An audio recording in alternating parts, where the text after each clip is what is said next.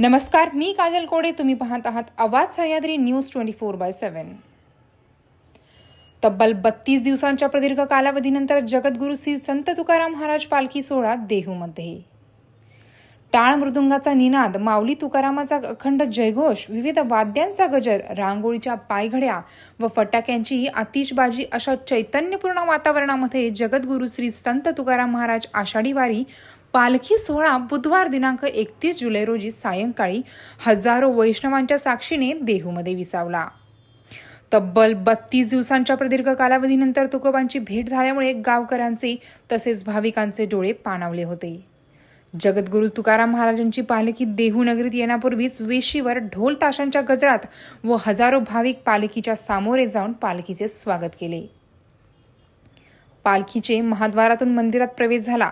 तसेच तुकाराम महाराजांची आरती घेण्यात आली. तुकोबांच्या पालखीची मंदिर प्रदक्षिणा केल्यानंतर विना मंडपात पालखी स्थिरावली.